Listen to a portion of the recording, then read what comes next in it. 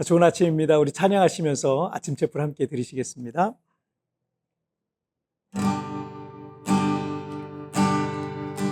내가 주인 삼을 모든 것 내려놓고 내 주 대신 주 앞에 나가 내가 사랑했던 모든 것 내려놓고 주님만 사랑해.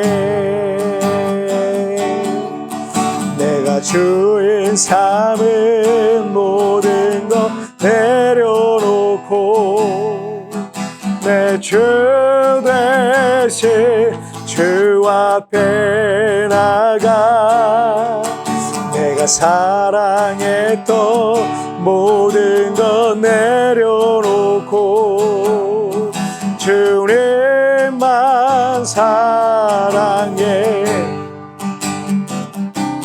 주 사랑 거친 풍랑에도 깊은 바다처럼 나를 잠잠케 해. 주 사랑 내 영혼의 반석 그 사랑 위에 서리. 아멘. 자, 우리 같이 기도하시겠습니다. 살아계신 하나님 아버지 감사합니다. 오늘도 이렇게 아침 촛불로 우리 하나님 앞에 나아갑니다. 날마다 말씀으로 나를 거룩하게 하여 주시고 하나님의 말씀을 통해서 우리가 삶을 어떻게 살아야 되는지 또 우리가 인간관계는 어떻게 해야 되는지 때로는 부부 생활은 어떻게 해야 되는지 하나님 우리에게 모든 것을 가르쳐 주셔서 우리의 삶 가운데 하나님이 함께 하시는 그런 삶을 날마다 경험할 수 있도록 또 하나님의 뜻과 하나님의 말씀에서 벗어나지 아니하고 그 말씀대로 순종하는 삶을 살아가게 하여 주옵소서. 감사하며 예수님의 이름으로 기도하옵나이다. 아멘. 오늘 우리에게 주신 하나님 말씀은 고린도전서 7장 10절부터 17절까지의 말씀 제가 봉독해 올리도록 하겠습니다. 결혼한 자들에게 내가 명하노니 명하는 자는 내가 아니요 주시라. 여자는 남편에게서 갈라서지 말고 만일 갈라섰으면 그대로 지내든지 다시 그 남편과 화합하든지 하라. 남편도 아내를 버리지 말라. 그 나머지 사람들에게 내가 말하노니 이는 주의 명령이 아니라 만일 어떤 형제에게 믿지 아니하는 아내가 있어 남편과 함께 살기를 좋아하거든 그를 버리지 말며 어떤 여자에게 믿지 아니하는 남편이 있어 아내와 함께 살기를 좋아하거든 그 남편을 버리지 말라. 믿지 아니하는 남편이 아내로 말미암아 거룩하게 되고 믿지 아니하는 아내가 남편으로 말미암아 거룩하게 되나니 그렇지 아니하면 너희 자녀도 깨끗하지 못하니라. 그러나 이제 거룩하니라. 혹 믿지 아니하는 자가 갈리거든 갈리게 하라. 형제나 자매나 이런 일에 구애될 것이 없느니라. 그러나 하나님은 화평 중에서 너희를 부르셨느니라. 아내된 자여 내가 남편을 구원하는지 어찌 알 수 있으며 남편 된 자여 내가 내 아내를 구원하는지 어찌 알 수 있으리요. 오직 주께서 각 사람에게 나눠주신 대로 하나님이 각 사람을 부르신 그대로 행하라. 내가 모든 교회에서 이와 같이 명하노라. 아멘. 언젠가 그 어린 자녀 둘을 둔 젊은 부부가 크게 싸우고 이혼한다고 울고불고 난리가 난 적이 있었어요. 그래서 제가 달려가서 두 사람의 얘기를 들어보니까 서로 감정이 상할 만한 일들이 있었습니다. 그래서 이혼하겠다는 거예요. 제가 대여섯 살 때부터 이혼 가정에서 자랐기 때문에 정말 힘들고 어려운 성장기를 보낼 수밖에 없었습니다.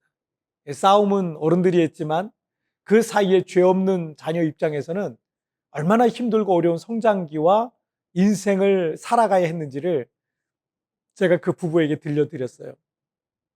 그 얘기를 듣던 부부가 함께 울고 다시 잘 살아보기로 했던 적이 있었습니다. 목회자로서 이 성도들의 상담 중에 가장 어려운 것 중에 하나가 이혼 문제일 겁니다. 얘기를 듣다 보면 인간적으로는 그냥 헤어지는 게 낫겠다라는 그런 생각이 들기도 합니다. 하지만 예수님께서도 이 마가복음 10장 7절부터 9절에서 이러므로 사람이 그 부모를 떠나서 그 둘이 한 몸이 될지니라. 이러한즉 이제 둘이 아니요 한 몸이니 그러므로 하나님이 짝지어 주신 것을 사람이 나누지 못할지니라 하시더라 하셨습니다. 그래서 목회자로서 그런 위기의 커플에게 그냥 이혼하세요라고 쉽게 그렇게 말할 수는 없는 게 이 목회자 분들의 마음일 겁니다. 참 복잡하죠. 그리고 어려운 이혼 문제에 대해서 우리 그리스도인들은 어떻게 해야 될까요?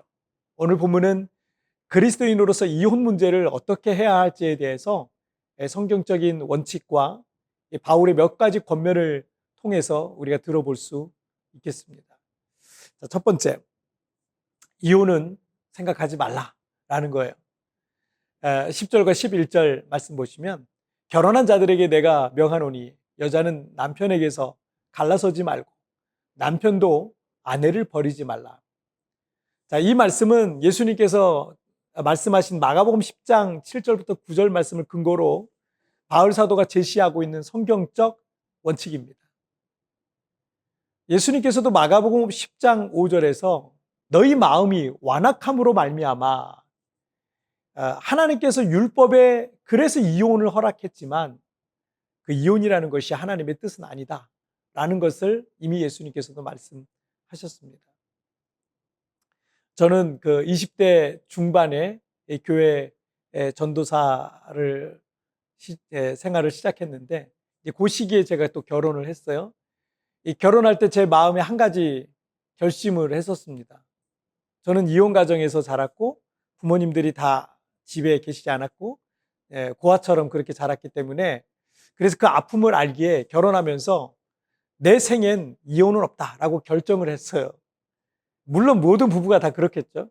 그러니까 이 부부 사이에 관계적으로 아무리 어려운 상황이 생겨도 어떻게든 그 관계를 회복하고 잘 살려고 하지. 내가 이 여자랑 헤어져야 되겠다. 이혼해야겠다. 이런 생각은 아예 안 하는 겁니다. 여러분, 그런 일들로 부부간에 감정 낭비할 필요가 없어요. 여러분에게 드리는 이 부부 생활의 팁인데 여러분 아예 그 생각을 그냥 내 생에는 그런 거 없다. 이렇게 접고 그렇게 생활하시면 좋습니다. 자, 둘째, 불신자 배우자라고 이혼하지 말라라는 거예요. 13절 말씀 보실까요? 어떤 여자에게 믿지 아니하는 남편이 있어 아내와 함께 살기를 좋아하거든 그 남편을 버리지 말라 하셨습니다. 14절 이하에서 혹시 아내의 믿음으로 또는 남편의 믿음으로 불신자 배우자가 구원받을 수도 있다라는 말을 덧붙이고 있어요. 물론 이 불신자와의 결혼은 믿음을 갖고 있는 자에게는 참 많은 갈등과 어려움을 부부관계 속에서 겪게 될 겁니다. 어쩌면 그것 때문에 이혼하고 싶은 마음이 생길 지경에 이를 수도 있을 거예요. 하지만 누군가를 사랑하게 되어서 결혼했는데 그가 불신자일 수도 있고 아니면 자신도 불신자였지만 결혼 중간에 신앙을 갖게 되면서부터 배우자가 불신자가 된 경우도 있겠죠. 그러나 그런 이유 때문에 이혼하지는 말라라고 이 바울 사도가 권면하고 있는 거죠.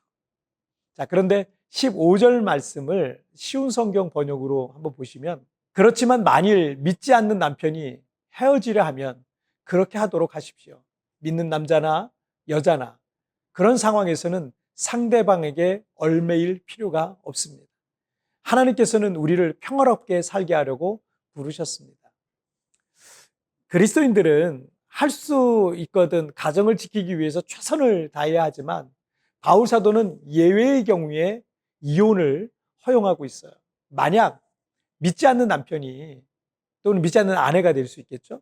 믿지 않는 배우자가 헤어지려고 하면 그렇게 하라라는 거예요. 이 불신자 배우자의 신앙적 박해가 있고 이혼을 강하게 요구할 경우를 말하는 것 같습니다. 하지만 이 쉬운 성경 번역의 17절에서 각 사람은 주님께서 각 사람에게 나눠주신 대로 그리고 하나님께서 부르신 위치를 그대로 유지하며 살아가십니다. 이것은 내가 모든 교회에 세워준 원칙입니다 라고 하셨습니다. 그러니까 변하지 않는 신앙 원칙은 하나님께서 지금 나를 부르신 그 환경, 그 위치, 그 가정을 잘 지키면서 그것이 나의 선교지라고 생각하고 나로 인해 그 환경이 변하고 배우자가 변화되기를 바라는 마음으로 살아가는 겁니다. 생판 모르는 사람, 그런 민족, 그런 나라 사람들, 언어가 다른 사람들에게도 선교를 가는데 여러분, 이 가정도 그런 선교지 아니겠습니까?